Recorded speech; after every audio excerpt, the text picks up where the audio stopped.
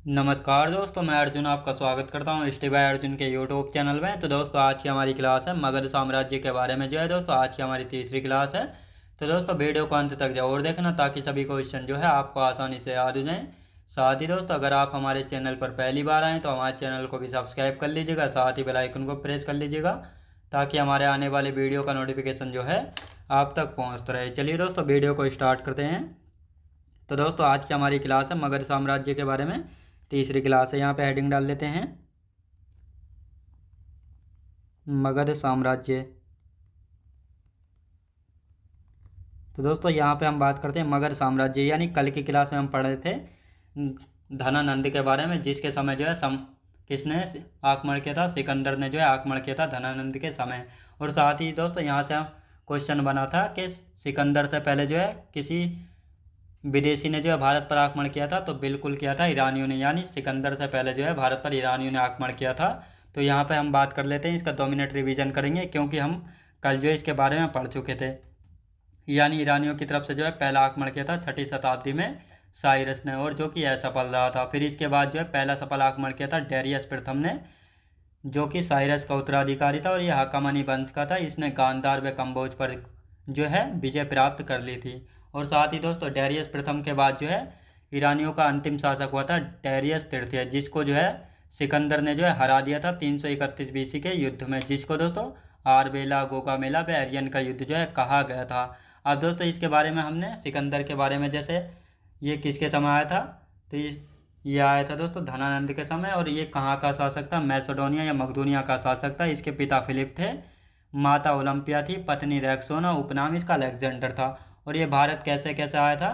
तो यहाँ पे हम आज के टॉपिक लिखने वाले हैं, जैसे बैक्ट्रिया व काबुल को जीतते हुए हिंदू कुश पर्वत को पार करके इसने भारत पर जो है आक्रमण किया था।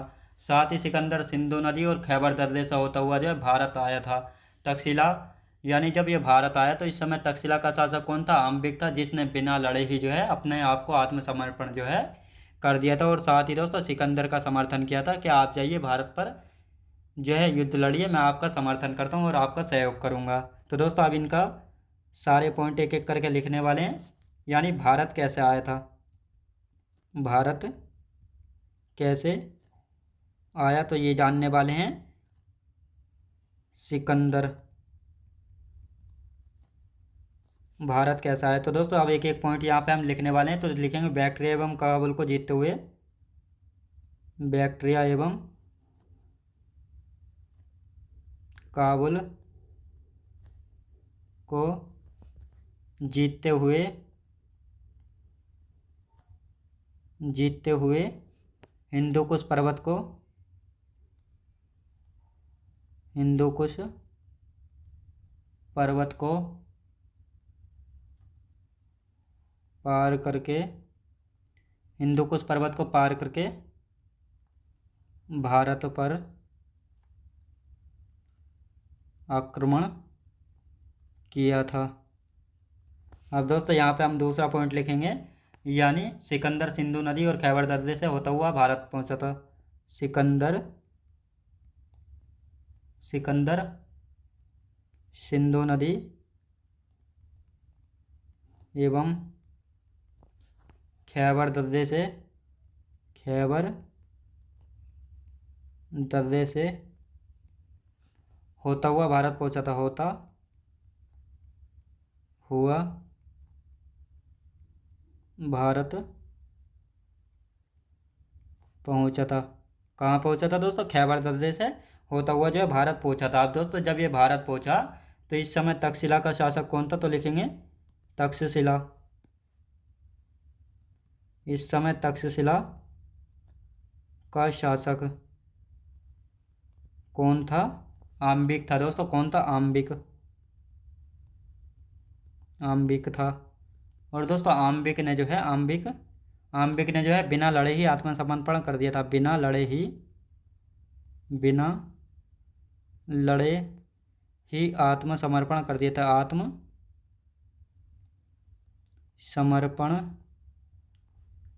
कर दिया।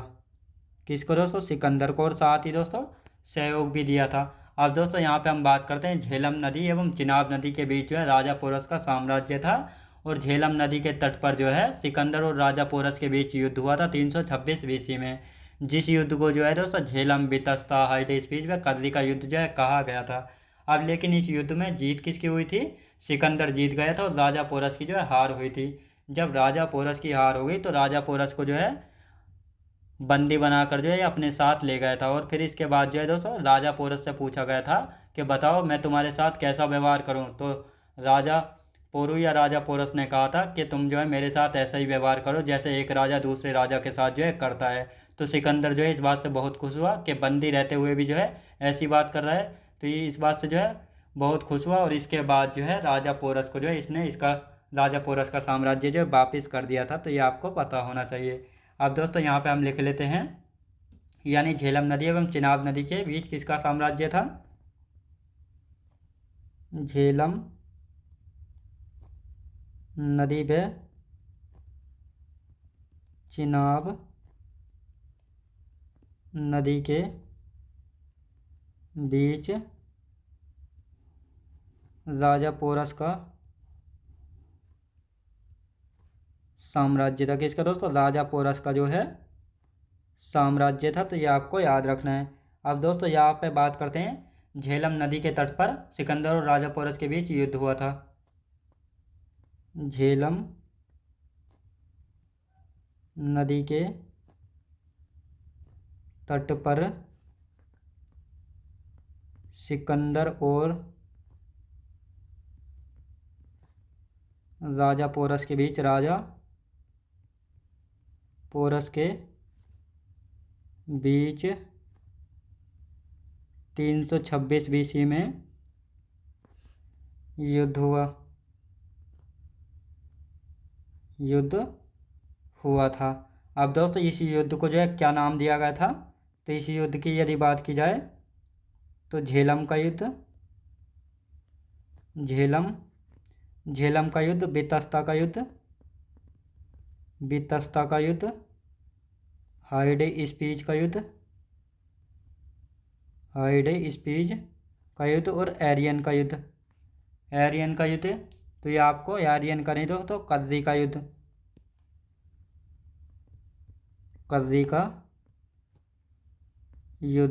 अब दोस्तों यहाँ पे हम बात करते हैं तो ये 326 बीसी में जो है लड़ा गया था। 326 बीसी में लड़ा गया था सिकंदर वर्सेज राजा पोरस। सिकंदर वर्सेज राजा पोरस के बीच जो है लड़ा गया था। अब दोस्तों इसमें जीत किसकी हुई थी? सिकंदर की जीत हुई थी। और यहाँ पे यानी हार के बाद राजा पोरस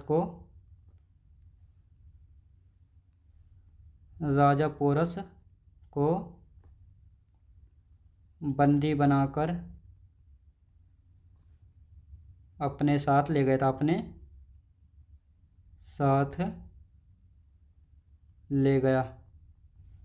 यानी दोस्तों भारत में ही रहा था और अपने साथ जो है ले गया था बंदी बनाकर, लेकिन रहा था भारत में। तो ये आपको याद रखना है। अब यहाँ पे हम बात करते हैं, इसका एक बार रिवीजन करेंगे और फिर आगे की जो है चर्चा करेंगे। यहाँ पे हम बात करते हैं यानी सिकंदर जो है भारत कैसे आया था। तो बैक्ट्रिया एवं काबुल को जीतते हुए हिंदुकुश पर्वत को पार करके इसने भारत पर आक्रमण किया था। सिकंदर सिंधु एवं खैबर दर्रे से होता हुआ जो है भारत पहुंचा था। जब ये भारत पहुंचा तो इस समय तक्षशिला का शासक कौन था? आम्बिक था। और इस आम्बिक ने जो है दोस्तों बिना लड़े ही जो है आत्मसमर्पण कर दिया था और साथ ही सिकंदर को सहयोग दिया था कि आप जाइए भारत में युद्ध लड़िए, मैं आपके साथ हूँ। और साथ ही झेलम एवं चिनाब नदी के किनारे जो है राजा पोरस का साम्राज्य था। जब ये आगे बढ़ा भारत में तो राजा पोरस का साम्राज्य कहाँ पे था? झेलम एवं चिनाब नदी के बीच में जो है राजा पोरस का साम्राज्य था। तो जब इनका साम्राज्य इन नदियों के बीच में था तो इसी कारण जो है राजा पोरू और सिकंदर के बीच जो है किस नदी के किनारे पर युद्ध लड़ा गया था? झेलम नदी के किनारे पर लड़ा गया था। ये कब हुआ था? 326 बीसी में। और इस युद्ध को जो है झेलम का युद्ध, बितास्ता का युद्ध, हाइडेस्पीज का युद्ध या कद्री का युद्ध जो है कहा जाता है। और यहाँ से क्वेश्चन पूछा जाता है कि बितास्ता का युद्ध किन किन के बीच लड़ा गया था? तो राजा पोरू और सिकंदर के बीच लड़ा गया था। कोई सा भी इनमें से कोई सा भी नाम दिया हो सकता है। यानी कब लड़ा गया था? 326 बीसी में। सिकंदर वर्सेज राजा पोरू के बीच। और हार के बाद जो है राजा पोरू को जो है बंदी बनाकर अपने साथ ले गया था और फिर पूछा था बताओ तुम्हारे साथ कैसा व्यवहार किया जाए। तो राजा पोरू ने कहा था, दोस्तों राजा पोरू या पोरस एक ही बात है, राजा पोरू भी कहा जाता है और राजा पोरस भी।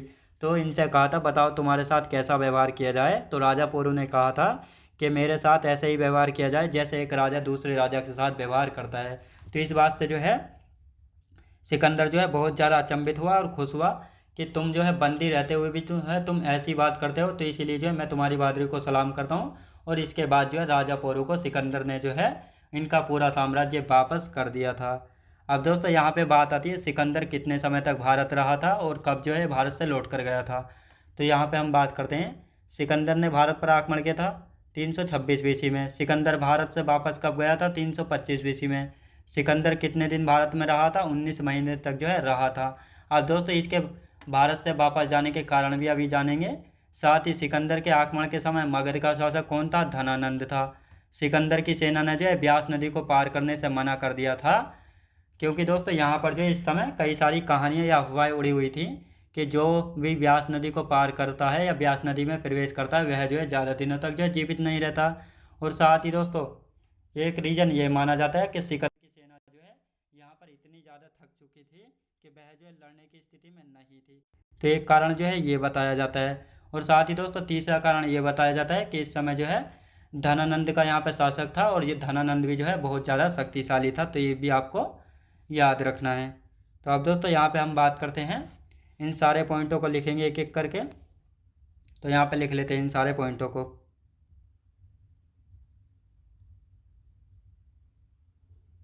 अब इन दोस्तों सारे पॉइंटों को यहाँ पे एक एक करके लिखते हैं। तो लिखेंगे दोस्तों यहाँ पे हम बात करते हैं कि सिकंदर ने भारत पर आक्रमण कब किया था। इस पॉइंट को लिख लेते हैं यहाँ पे।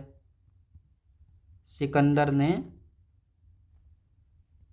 भारत पर आक्रमण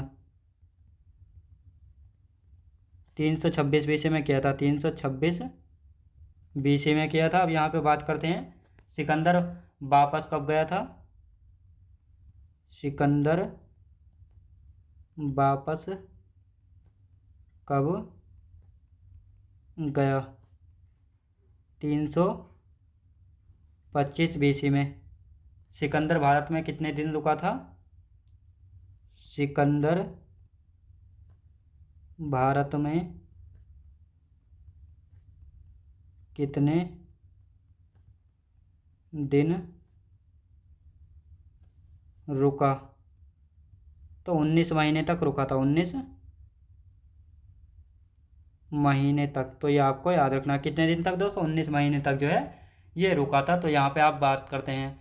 अब दोस्तों यहाँ पे हम बात करते हैं जब सिकंदर ने भारत पर आक्रमण किया था तो उस समय मगध का शासक कौन था? सिकंदर के आक्रमण के समय मगध का शासक कौन था?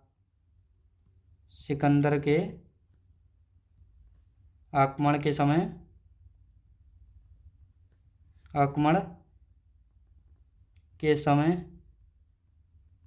मगध का शासक, मगध के शासक की यदि बात की जाए कौन था दोस्तों? धनानंद था। धनानंद था। तो ये आपको याद रखना है। अब दोस्तों यहाँ पे हम बात करते हैं, यानी सिकंदर की सेना ने ब्यास नदी को पार करने से मना कर दिया था। सिकंदर की सेना ने ब्यास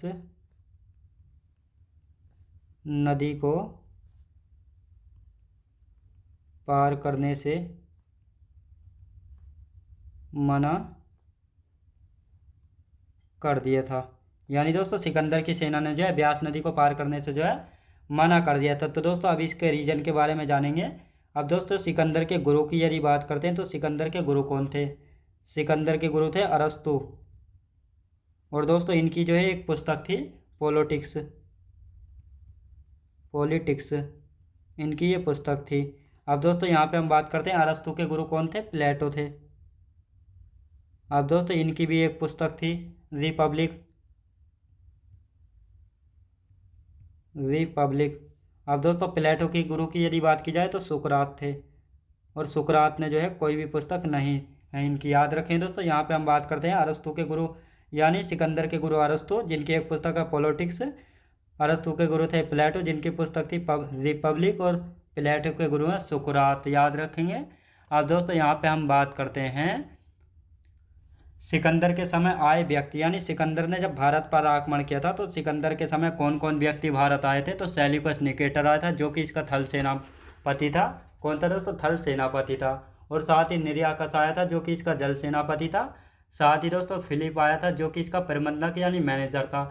यानी यहाँ पर जो इसने भारत में क्षेत्र जीते थे तो उन सभी का मैनेजमेंट करने का काम जो इसने फिलिप को दिया था, तो इसलिए जो इसको प्रबंधक एवं सेनापति दोनों था। और साथ ही दोस्तों इसके साथ जो है दो इतिहासकार भी आए थे। कौन कौन से दो इतिहासकार आए थे? तो एना सी क्रिप्स, जिसको ओने सीक्रेट्स कहा गया, तो इसने जो है दोस्तों सिकंदर की जीवनी जो है लिखी थी। और साथ ही दोस्तों अरिस्टोबुलस आया था, जो कि एक इतिहासकार था, और इसने जो है सिकंदर के जितने भी युद्ध हुए थे उनकी विजय कथाओं के बारे में इसने लिखा था।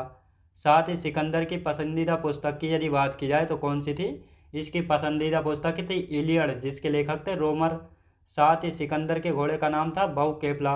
और साथ ही दोस्तों इसने जो है दो शहर बसाए थे। एक तो अपने घोड़े की याद में बहुकेफला नगर बसाया था, एक निकैया नगर, जो कि जीत की खुशी में इसने बसाया था झेलम नदी के तट पर। यानी जब इसने राजा पोरू को हरा कर जो है झेलम नदी का युद्ध जीता था, तो इसी की खुशी में जो है इसने निकैया नगर जो है बसाया था झेलम नदी के तट पर। साथ ही दोस्तों अब आते हैं सिकंदर की मृत्यु कब हुई थी? 323 बीसी में हुई थी, बेबीलोन में हुई थी। और किस कारण से हुई थी? मस्तिष्क ज्वर यानी दिमागी बुखार के कारण। तो ये आपको याद रखना है। तो दोस्तों इन सारे पॉइंटों को लिख लेते हैं, फिर एक साथ इसका रिवीजन जो है कर लेंगे। तो लिखेंगे दोस्तों सिकंदर के साथ आए व्यक्ति, सिकंदर के साथ आए व्यक्ति, सिकंदर के साथ आए व्यक्ति, यानी सिकंदर के साथ कौन कौन व्यक्ति आए थे, तो इनके बारे में जानने वाले हैं।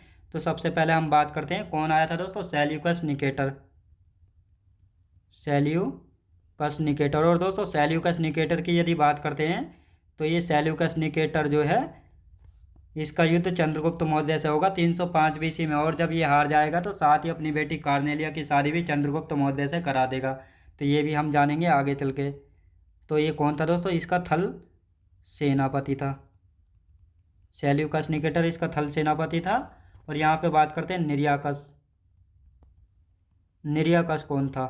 तो निर्याकस जो है इसका जल सेनापति था, जल सेनापति था। अब दोस्तों यहाँ पे बात आते हैं फिलिप। तो दोस्तों ये केवल फर्स्ट फिलिप है, और ये फर्स्ट फिलिप है। और साथ ही दोस्तों सेकंड फिलिप की यदि बात की जाए तो ये इसके पिता थे। ये कौन था दोस्तों? सेनापति व प्रबंधक, प्रबंधक तो दोनों था, ये आपको याद रखना है। और कौन दो इतिहासकार आए थे? एना सी क्रिप्स, एना सी क्रिप्स और ओने सीक्रेट्स, ओने सीक्रेट्स, याद रखें दोस्तों, ओने सीक्रेट्स।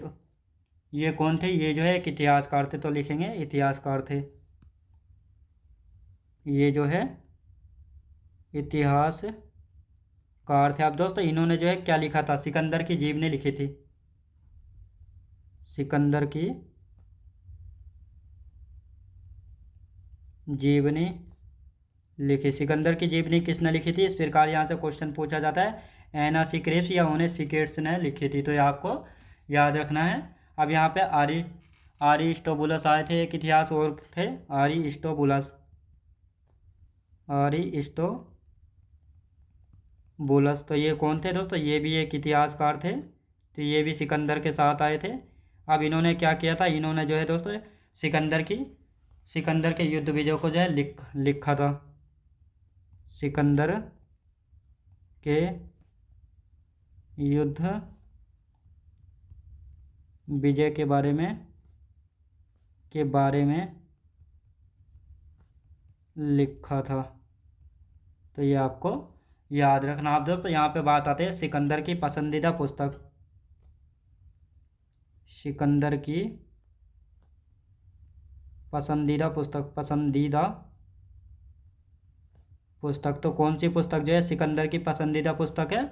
तो लिखेंगे इलियड, इलियड। अब दोस्तों इसके लेखक की यदि बात की जाए, लेखक यानी राइटर कौन थे? होमर। ये आपको याद रखना है कि होमर जो है इसके लेखक थे इलियड पुस्तक के। अब यहाँ पे हम बात करेंगे कि सिकंदर के घोड़े का नाम बहुकेफला था और साथ ही इसने 2 शहर बसाए थे। लिखेंगे सिकंदर के घोड़े का नाम, सिकंदर के घोड़े का नाम, सिकंदर के घोड़े का नाम बहुकेफला, बहुकेफला था। साथ ही दोस्तों इसने बहुकेफला और निकैया नगर बसाए थे। बहुकेफला व निकैया नगर, निकैया नगर बसाए। तो ये याद रखना आप दोस्तों। इनके रीजन क्या थे? यानी बहुकेफला अपने घोड़े की याद में बसाया था, अपने घोड़े की याद में बसाया। और निकैया नगर की यदि बात की जाए तो जीत की खुशी में झेलम नदी के किनारे पर बसाया था। जीत की खुशी में, जीत की खुशी में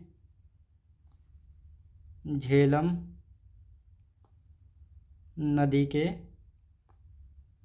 तट पर बसाया था। तो ये आपको याद रखना है, यानी यहाँ पे जो है बसाया था। अब दोस्तों सिकंदर की मृत्यु की यदि बात करते हैं, सिकंदर की मृत्यु, सिकंदर की सिकंदर की मृत्यु 323 बीसी में हुई थी। 323 बीसी में हुई थी। कहाँ पे दोस्तों? बेबीलोन, ईरान में। बेबीलोन में हुई। कहाँ पे दोस्तों? बेबीलोन में जो है हुई थी। अब कारण क्या था, यानी किस रीजन के कारण हुई थी? मस्तिष्क ज्वर के कारण, मस्तिष्क ज्वर या दिमागी बुखार भी इसको बोलते हैं।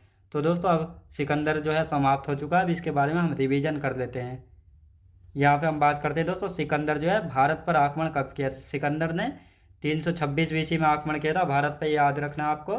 सिकंदर वापस कब गया था? 325 बीसी में भारत से वापस चला गया था, क्योंकि इसकी सेना ने ब्यास नदी को पार करने से मना कर दिया था। क्योंकि दोस्तों यहाँ पर कई सारी अफवाहें थी कि एक तो कई सारे रीजन माने जाते हैं। जैसे दोस्तों यहाँ पे बात करते हैं कि सिकंदर की सेना जो है इस हालत में नहीं थी कि वह आगे बढ़ सके, यानी बहुत ज़्यादा थक चुकी थी या लड़ने की हालत में नहीं थी। दूसरा रीजन माना गया है कि यहाँ पे अफवाह उड़ी हुई थी कि जो भी ब्यास नदी को पार करेगा वह ज़्यादा दिनों तक जो है जीवित नहीं रहता है। तीसरा कारण ये माना जाता है कि इस समय जो है मगध पर किसका शासन था? धनानंद का शासन था, और जिसको जो है एक शक्तिशाली शासक जो है माना जाता था, लेकिन घमंडी था। सिकंदर भारत में कितने दिन रुका था? 19 महीने रुका था सिकंदर भारत में। सिकंदर के आक्रमण के समय मगध का शासक कौन था? धनानंद था। तो ये आपको याद रखना, और ये नंद वंश का अंतिम शासक होगा। सिकंदर की सेना ने ब्यास नदी को पार करने से मना कर दिया था। पूछा गया क्वेश्चन है, सिकंदर की सेना ने किस नदी को पार करने से मना किया था? तो ब्यास नदी को पार करने से मना कर दिया था। सिकंदर के गुरु अरस्तु थे, जिनकी बुक है पॉलिटिक्स। अरस्तु के गुरु थे प्लेटो, जिनकी पुस्तक है रिपब्लिक। और प्लेटो के गुरु थे सुकरात। सिकंदर के साथ आए व्यक्ति, यानी जब सिकंदर ने भारत पर आक्रमण किया था तो इसके साथ कौन कौन व्यक्ति आए थे? सेल्यूकस निकेटर आया था, जो कि इसका थल सेनापति था। निरियाकस आया था, इसका जल सेनापति था। फिलिप आया था, जो कि इसका सेनापति और प्रबंधक था। यानी इसने भारत पर आते समय जिन जिन राज्यों यानी जिन जिन क्षेत्रों पर आक्रमण किया था और जिन पर जीत हासिल की थी, उन सभी का जो प्रबंधक यानी मैनेजर था वह कौन था? फिलिप था। और इसके साथ 2 इतिहासकार आए थे, एना सीक्रेप्स, जिसको उन्हें सीकेट्स कहा गया। ये एक इतिहासकार थे और इन्होंने जो है सिकंदर की जीवनी लिखी थी। अरिस्टोबुलस, ये भी एक इतिहासकार थे, इन्होंने सिकंदर के युद्ध विजय के बारे में जो है लिखा था। साथ ही सिकंदर की पसंदीदा पुस्तक भी पूछा गया, इलियड है, जिसके लेखक है होमर। कौन दोस्तों? होमर। सिकंदर के घोड़े का नाम क्या था? बहुकेफला था, ये भी पूछा गया है। सिकंदर के घोड़े का नाम क्या था? बहुकेफला। और सिकंदर ने जो है 2 नगर बसाए थे, एक तो बहुकेफला, एक निकैया नगर। तो बहुकेफला जो अपने घोड़े की याद में बसाया था, और निकैया नगर जो है जीत की खुशी में झेलम नदी के तट पर। यानी जब झेलम नदी के तट पर जो है राजा पोरू के बीच और सिकंदर के बीच युद्ध हुआ था 326 बीसी में, तो इसी युद्ध की खुशी में जो है झेलम नदी के तट पर इसने निकैया नगर जो है बसाया था। सिकंदर की मृत्यु कब हुई थी? 323 बीसी में बेबीलोन में हुई थी। कारण क्या था? मस्तिष्क ज्वर या दिमागी बुखार के कारण इसकी मृत्यु हो गई थी। अब दोस्तों यहाँ पे बात आती है धनानंद, यानी सिकंदर अब समाप्त हो चुका है। अब धनानंद के बारे में देख लेते हैं। तो धनानंद को जो है दोस्तों इसे अग्रमीज नाम से भी जाना गया है। सिकंदर का आक्रमण इसी के समय हुआ था 326 बीसी में। इस साथ ही इसके दरबार में 2-3 विद्वान रहते थे, जैसे बरूची विद्वान, कात्यायन विद्वान इसी के दरबार में रहते थे। साथ ही इसी के समय जो है दोस्तों, यानी इसी के शासनकाल में जो है 3 ग्रंथ लिखे गए थे, जिनको मुनित्रय कहा गया है। तो कौन कौन से 3 ग्रंथ थे दोस्तों? महाभाष्य था, जिसको पतंजलि ने लिखा, वर्तिका कात्यायन ने, और अष्टाध्यायी पाणिनि ने। तो ये इस अष्टाध्यायी के बारे में जो आप सभी को पता होगा, तो ये अष्टाध्यायी जो है पाणिनि के द्वारा लिखी गई थी। और ये पाणिनि किसके दरबार में थे? तो ये भी आपको यहाँ पता लग गया होगा, धनानंद के दरबार में थे। और समकालीन पूछा जाएगा तो महापरम नंद के समकालीन थे। और अंतिम शासक था ये धनानंद, याद रखें दोस्तों, यानी नंद वंश का अंतिम शासक था, क्योंकि चंद्रगुप्त मौर्य ने इसकी हत्या करके जो एक नए वंश की स्थापना करेंगे। तो इन सभी के बारे में अभी जानेंगे। तो पहले जो है धनानंद के बारे में यहाँ पे इन सारे पॉइंटों को हम नोट कर लेते हैं। हेडिंग डालेंगे दोस्तों, धनानंद। धनानंद धनानंद की यदि बात की जाए तो दोस्तों इसको जो है अग्रमीज नाम से भी जाना गया। इसे अग्रमीज नाम से भी जाना गया है। पूछा गया क्वेश्चन है, अग्रमीज नाम से किस शासक को जाना गया था? तो धनानंद को जो है जाना गया था। सिकंदर का आक्रमण इसी के शासनकाल में हुआ था। सिकंदर का आक्रमण इसी के शासनकाल में, इसी के शासन काल में हुआ। कब हुआ? 326 बीसी में। तो ये भी आपको याद रखना है। इसके दरबार में 2 विद्वान रहते थे, बरूची। कौन कौन से दोस्तों? बरूची, यहाँ पे लिखेंगे बरूची, बरूची विद्वान। और दोस्तों और दूसरे विद्वान कौन से थे? कात्यायन विद्वान, कात्यायन विद्वान। तो ये दोनों विद्वान जो है किसके दरबार में रहते थे? तो ये दोनों विद्वान की यदि बात की जाए तो ये धनानंद के दरबार में जो है रहते थे। साथ ही इसी के शासनकाल में जो है 3 ग्रंथ लिखे गए थे, जिनको मुनित्रय कहा गया है। 3 ग्रंथ लिखे गए, जिन्हें मुनित्रय कहा गया। तो कौन कौन से थे? पहला था दोस्तों महाभाष्य। महाभाष्य कौन सा दोस्तों? महाभाष्य पतंजलि के द्वारा लिखा गया था। किसके? पतंजलि के द्वारा। अब दोस्तों यहाँ पे बात करते हैं वर्तिका। वर्तिका की यदि बात करते हैं तो इसको कात्यायन ने लिखा था, कात्यायन ने। और यदि अष्टाध्यायी की बात की जाए, अष्टाध्यायी, तो इसको किसने लिखा था? पाणिनि ने लिखा था। और यह अष्टाध्यायी जो है व्याकरण की पहली पुस्तक थी। तो ये आपको याद रखना है। अब दोस्तों यहाँ पे हम बात कर लेते हैं, यानी धनानंद, इसे अग्रमीज नाम से भी जाना गया है। सिकंदर का आक्रमण इसी के शासनकाल में हुआ था 326 बीसी में। बरूची विद्वान और कात्यायन विद्वान इसी के दरबार में रहते थे दोनों। 3 ग्रंथों की रचना हुई थी इसके शासनकाल में, जिन्हें मुनित्रय जो है कहा गया। महाभाष्य, वर्तिका और अष्टाध्यायी, जिसमें महाभाष्य पतंजलि ने लिखा था, वर्तिका कात्यायन ने, और अष्टाध्यायी पाणिनि जी के द्वारा जो है लिखा गया था। अब दोस्तों इससे आगे का जो बचा है, यानी कैसे जो है धनानंद की हत्या करेंगे चंद्रगुप्त मौर्य, और इसके बाद जो है एक नए साम्राज्य की जो है स्थापना करेंगे, इन सभी के बारे में जो हम कल की क्लास में जो अच्छे से जानेंगे। तो दोस्तों आज की क्लास जो हमारी रहे यहीं तक रहेगी। तो मैं उम्मीद करता हूँ आपको वीडियो क्वालिटी, कंटेंट वगैरह सभी कुछ आपको पसंद आया होगा। पसंद आया तो लाइक, शेयर और सब्सक्राइब करना बिल्कुल भी ना भूले। साथ ही दोस्तों अगर आप हमारे चैनल पर पहली बार आएँ तो हमारे चैनल को भी सब्सक्राइब कर लीजिएगा, साथ ही बेल आइकन को प्रेस कर लीजिएगा, ताकि हमारे आने वाले वीडियो का नोटिफिकेशन जो है आप तक पहुँचता रहे। चलिए दोस्तों मिलते हैं नेक्स्ट वीडियोज़ में।